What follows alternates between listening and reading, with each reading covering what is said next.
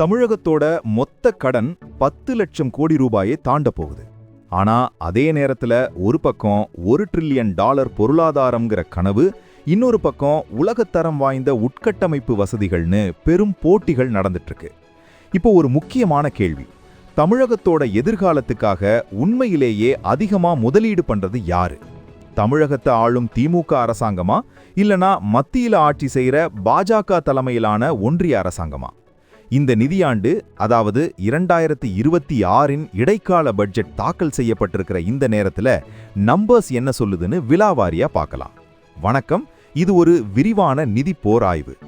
பிப்ரவரி 17, 2026 தமிழக நிதியமைச்சர் தங்கம் தென்னரசு சட்டசபையில இடைக்கால பட்ஜெட்டை தாக்கல் செஞ்சாரு.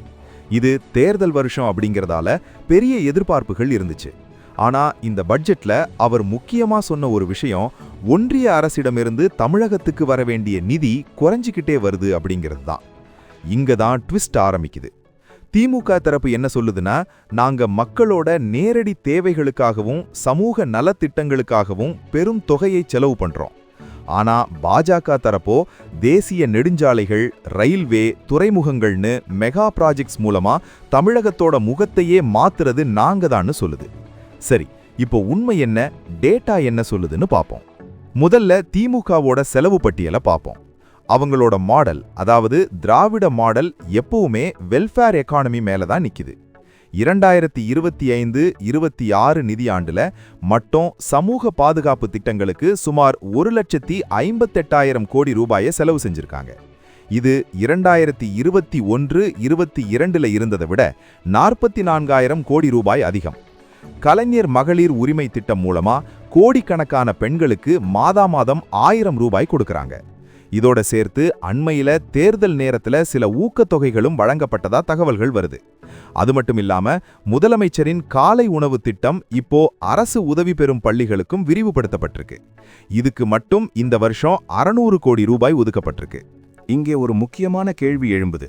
இந்த மாதிரி நேரடி பணப்பரிமாற்றம், கேஷ் டிரான்ஸ்ஃபர், தமிழகத்தோட நீண்டகால வளர்ச்சிக்கு உதவுமா, இல்ல இது வெறும் இலவச அரசியல் மட்டும்தானா?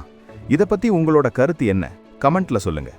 ஏன்னா ஒரு பக்கம் 11,000 கோடி ரூபாயை அரசு ஊழியர்களோட ஓய்வூதிய திட்டத்துக்காக ஒதுக்கி இருக்காங்க. இது அரசு ஊழியர்களோட நீண்டகால கோரிக்கையை நிறைவேற்றுது. ஆனா இன்னொரு பக்கம் கடன் சுமை கூடிக்கிட்டே போகுதுன்னு பொருளாதார நிபுணர்கள் எச்சரிக்கிறாங்க. திமுகவோட வாதம் என்னன்னா, மக்களோட வாங்கும் சக்தியை அதிகப்படுத்துறது தான் வளர்ச்சிக்கான முதல் படி. இது அவங்க தரப்பு நியாயம். சரி, கட்டமைப்பு வசதிகள்ல திமுகவோட பங்கு என்ன? 2025-26 பட்ஜெட்ல போக்குவரத்து துறைக்கு 27% கூடுதலா நிதி ஒதுக்கப்பட்டிருக்கு. குறிப்பாக சென்னை, கோயம்புத்தூர், மதுரை போன்ற மாநகரங்கள்ல 6,000 கிலோமீட்டருக்கும் அதிகமான சாலைகளை மேம்படுத்த 3,750 கோடி ரூபாய் செலவு செய்யறாங்க. ஆனா இதையெல்லாம் விட முக்கியமானது ஸ்டாலின் அவங்களோட அந்த $1 டிரில்லியன் பொருளாதார கனவு. இதுக்காக semiconductor mission, IT park, fintech சிட்டின்னு பல திட்டங்களை ஆரம்பிச்சிருக்காங்க. அண்மையில வந்த பொருளாதார ஆய்வறிக்கைப்படி தமிழகம் 11.2% வளர்ச்சி விகிதத்தோட இந்தியாவிலேயே முன்னணி மாநிலமா இருக்கு. இந்த வேகம் தொடர்ந்தா 2031க்குள்ள தமிழகம் $1 டிரில்லியன் வளர்ச்சியை தொடும்னு அதிகாரிகள் சொல்றாங்க. இப்போ காயினை திருப்பி போடுவோம். பாஜக தலைமையிலான ஒன்றிய அரசாங்கம் தமிழகத்துக்காக செய்யற செலவுகள் என்ன? பாஜக தரப்பு வைக்கிற வாதம் ரொம்ப தெளிவானது. நாங்க கையில காசு கொடுக்கறத விட வருங்கால தலைமுறைக்கு தேவையான வசதிகளை உருவாக்குறோம். கடந்த 2024 ஜனவரியில பிரதமர் மோடி திருச்சிக்கு வந்தப்போ மட்டும் 20,000 கோடி ரூபாய்க்கும் அதிகமான திட்டங்களை ஆரம்பிச்சு வச்சாரு. அதுல திருச்சி ஏர்போர்ட்டோட புதிய முனையம் மட்டும் 1,100 கோடி ரூபாய்க்கு மேல. அதே போல தமிழகத்துல நேஷனல் ஹைவேஸ், அதாவது தேசிய நெடுஞ்சாலைகளுக்கு செய்யப்படுற செலவு கடந்த 10 வருஷத்துல 3 மடங்கு அதிகரிச்சிருக்குன்னு மத்திய புள்ளி விவரங்கள் சொல்லுது. ரயில்வே துறையில மட்டும் தமிழகத்துக்காக சுமார் 2.5 மடங்கு கூடுதலா நிதி ஒதுக்கப்பட்டிருக்கு. இத பத்தி சமீபத்துல நடந்த ஒரு கூட்டத்துல பேசிய பாஜக தலைவர்கள், தமிழகத்துக்கு வரும் நேரடி வரி வருமானத்துல பெரும் பகுதியை தமிழகத்துக்கே திருப்பி தர்றோம்னு சொல்றாங்க. சமீபத்துல கூட 235 கோடி ரூபாய்க்கு துறைமுக மேம்பாட்டு திட்டங்களை மத்திய அரசு அறிவிச்சது. அதோட விக்சித் பாரத் திட்டத்தின் கீழ் இளைஞர்களுக்கான வேலைவாய்ப்பு முகாம்களும் நடத்தப்படுது. ஆனா இங்கே ஒரு சிக்கல் இருக்கு. பாஜக செய்கிற செலவுகள் பெரும்பாலும் கேபிட்டல் எக்ஸ்பெண்டிச்சர் எனப்படும் மூலதன செலவுகள். அதாவது சாலைகள், பாலங்கள், ரயில்வே கோடுகள். இது மக்கள் கண்ணுக்கு உடனடியா பலன் தராது, ஆனா நீண்ட காலத்துல தொழில் வளர்ச்சியை உருவாக்கும். இதுதான் பாஜகவோட ஸ்ட்ராட்டஜி. இப்போதான் நிஜமான மல்யுத்தம் ஆரம்பிக்குது. நாங்க அதிகமா செலவு பண்றோம், நீங்க தடுக்கிறீங்க. இதுதான் திமுகவோட முக்கியமான குற்றச்சாட்டு. நிதியமைச்சர் தங்கம் தென்னரசு முன்வைக்கிற ஒரு அதிர்ச்சியான தகவல் என்னன்னா, 9வது நிதிக்குழு காலத்துல தமிழகத்துக்கு கிடைச்ச வரி பகிர்வு 7.9%. ஆனா இப்போ அது வெறும் 4.07% மட்டும்தான். இதனால தமிழகத்துக்கு 3.17 லட்சம் கோடி ரூபாய் நஷ்டம் ஏற்பட்டிருக்குன்னு மாநில அரசு சொல்லுது.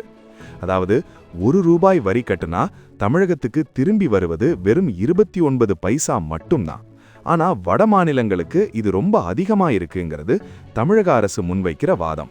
இது தமிழகத்தோட சொந்த நிதி ஆதாரங்களை ரொம்பவே நெருக்கடிக்கு உள்ளாக்குது. இந்த நிதியாண்டுல இன்னொரு பெரிய சர்ச்சை என்னன்னா, சென்னை மெட்ரோ ஃபேஸ் 2 ப்ராஜெக்ட். இதுக்கு சுமார் 9500 கோடி ரூபாய் மத்திய அரசு தரணும்.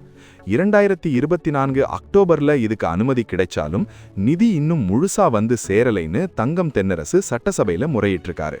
அதேபோல ஒருங்கிணைந்த கல்வி திட்டத்துக்கான 3500 கோடி ரூபாயும் மத்திய அரசால நிறுத்தி வைக்கப்பட்டிருக்கு. இதுக்கு காரணமா சொல்லப்படுறது என்னன்னா, தேசிய கல்விக் கொள்கையை தமிழகம் ஏத்துக்கலைங்கிறது தான். இதனால பள்ளி கல்வி பாதிக்கப்படுதுன்னு மாநில அரசு சொல்லுது. இப்படி ஒரு பக்கம் மத்திய அரசு நிதியை ஒதுக்கும்போது இன்னொரு பக்கம் அதை பெறுவதில் பெரிய இழுபறி நீடிக்குது.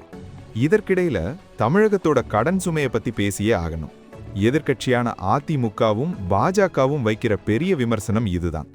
2026-27 நிதியாண்டு முடிவுல தமிழகத்தோட மொத்த கடன் 10.71 லட்சம் கோடி ரூபாயை தொடும்னு இடைக்கால பட்ஜெட்ல சொல்லப்பட்டிருக்கு. தமிழகத்துல பிறக்கிற ஒவ்வொரு குழந்தையோட தலையிலையும் 1.5 லட்சம் ரூபாய்க்கு மேல கடன் இருக்குன்னு சொல்றாங்க. ஆனா நிதியமைச்சர் இதை எப்படி பார்க்கிறாருன்னா, கடன் வாங்குறது தப்பில்ல, அந்த பணத்தை வச்சு சொத்துக்களை உருவாக்குறோமாங்கிறது தான் முக்கியம்னு சொல்றாரு. அதாவது மின்சார வாரியமான டான்ஜெட்கோவுக்கு வழங்கப்படுற 15,000 கோடி ரூபாய் நஷ்ட ஈடு கூட தமிழகத்தோட கடன் கணக்குல தான் சேருது. இது ஒரு கட்டாய சூழல்னு அவர் விளக்குறாரு. சரி, இவ்வளவு சண்டைகளுக்கு மத்தியில தமிழகத்தோட தொழில் வளர்ச்சி எப்படி இருக்கு? 2026 எக்கனாமிக் சர்வே சில ஆச்சரியமான உண்மைகளை சொல்லுது.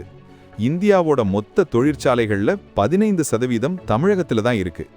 மேனுஃபேக்சரிங் செக்டார் எனப்படும் உற்பத்தி துறையில தமிழகம் 14.7% வளர்ச்சியை பதிவு செஞ்சிருக்கு. இது தேசிய சராசரியான 4.5%ஐ விட 3 மடங்கு அதிகம்.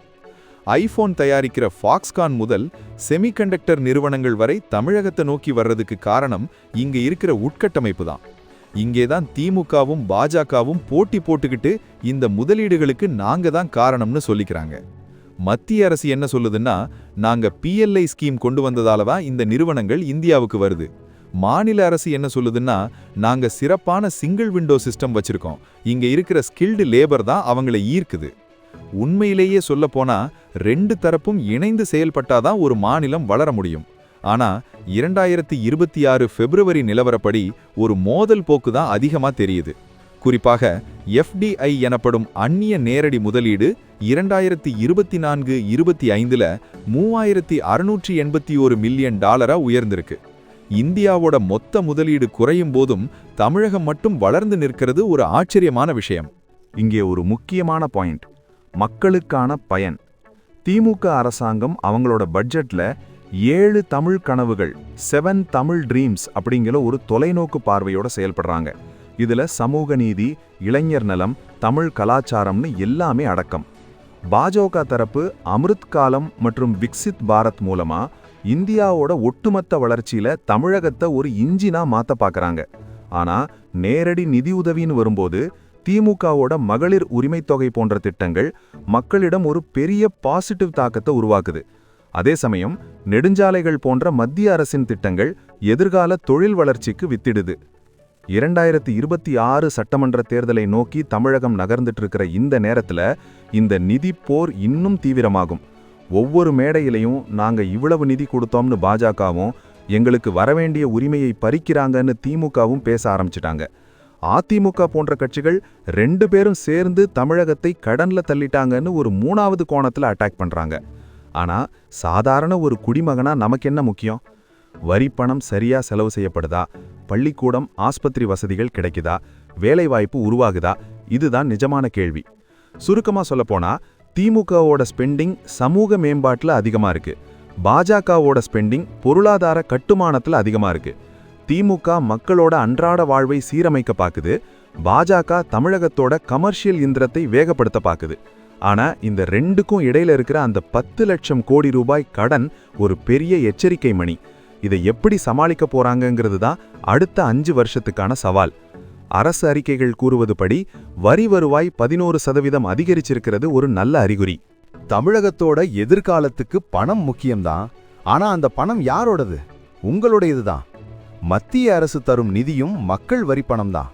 மாநில அரசு செலவு செய்வதும் மக்கள் வரிப்பணம் தான். அதனால யார் அதிகமா செலவு செய்றாங்கங்கிற கேள்வியை விட யார் சரியா செலவு செய்றாங்க அப்படிங்கிறது தான் இங்க முக்கியம். 2026 இடைக்கால பட்ஜெட் ஒரு ஆரம்பம்தான். முழு பட்ஜெட்ல இன்னும் பல அதிரடிகள் வரலாம். இந்த தகவல்கள் உங்களுக்கு பிடிச்சிருந்தா தமிழகத்தோட பொருளாதார வளர்ச்சியை பத்தி நீங்க என்ன நினைக்கிறீங்கன்னு கீழே கமெண்ட் பண்ணுங்க. மற்றும் ஒரு சுவாரஸ்யமான செய்தியோடு சந்திப்போம். நன்றி, வணக்கம்.